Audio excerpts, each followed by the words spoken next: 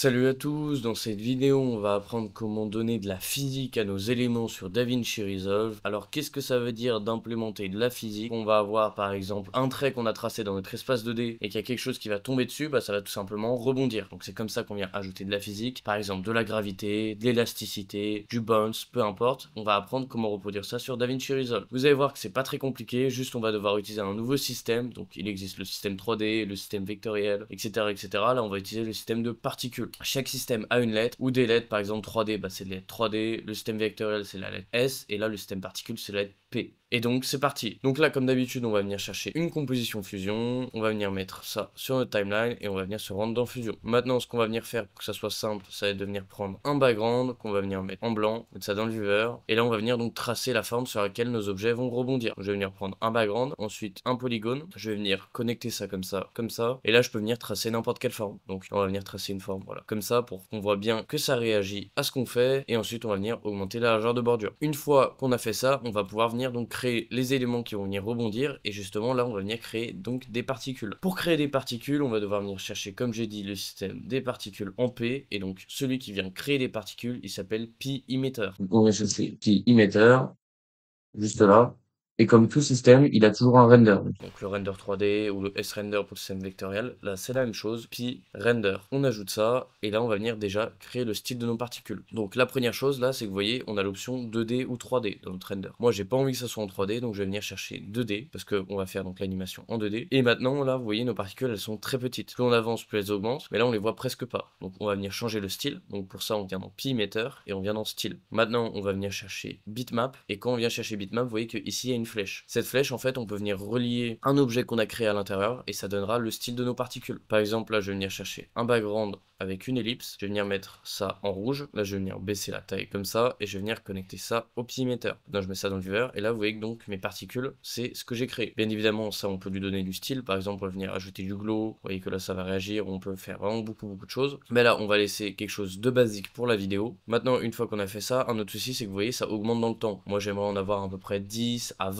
maximum, pas que ça augmente comme ça parce que sinon on aura beaucoup trop. Donc pour faire ça, on va retourner dans le pi emitter et en fait on doit aller dans commande. Et comment ça marche ici? En fait la variable c'est le nombre de particules qui vont apparaître par seconde. Donc là 10, et quand j'augmente, tac, il y en a 10 à chaque fois qu'augmente. Donc là ce que je vais venir faire tout simplement, c'est mettre une keyframe ici, m'avancer d'une frame et mettre ça à 0. Comme ça vous voyez, quand je augmente dans le temps, en fait il va rester que 10 particules. Maintenant un autre problème, c'est que vous voyez, quand je viens à la frame 100, elles disparaissent. Pourquoi? Parce que ici la durée de vie est à 100. Si j'augmente, tac, vous voyez, maintenant la durée de vie est de 1000 frames. Donc là on est bon. Maintenant, une fois qu'on a ça, on va venir relier ça à la suite. On connecte ça ici, on met ça dans le viewer. Et là, vous voyez, c'est trop petit et mal placé. Donc pour bien le placer et augmenter la taille, on va venir dans région. Et là, on va venir chercher cube. On va déplacer le cube. On va changer la forme du cube. Donc en augmentant la largeur, la hauteur, voilà, quelque chose comme ça. Profondeur, c'est uniquement s'il y a de la 3D. Et maintenant, on va venir dans style et on peut venir dans size et augmenter la taille de nos particules. On peut aussi le faire dans l'ellipse. Là, on vient monter notre cube ensuite. Et là, je peux encore augmenter la largeur. Comme ça, vous voyez, ça va vraiment réagir de façon différente. On va voir ça juste après. Je mets ça là, je peux toujours revenir à la première frame et augmenter le nombre, Par exemple en mettre 20, augmenter encore une fois la largeur, voilà. Maintenant qu'on est là, vous voyez que si en fait je lance, il n'y a rien qui se passe, et c'est justement là qu'on va devoir venir mettre nos paramètres pour venir créer cette physique. Donc déjà ce qu'on va venir chercher, c'est un nœud qui s'appelle pflock, donc on vient l'ajouter. Maintenant vous voyez que pflock justement, c'est ici qu'on vient donner la physique, la attraction, repousser, donc là on va venir dans repousser nous, parce que du coup on a envie que ça se repousse. On va venir augmenter un petit peu pour l'instant, on verra après si on doit baisser ou non, donc là on met à 0.1. Ensuite on va venir chercher pi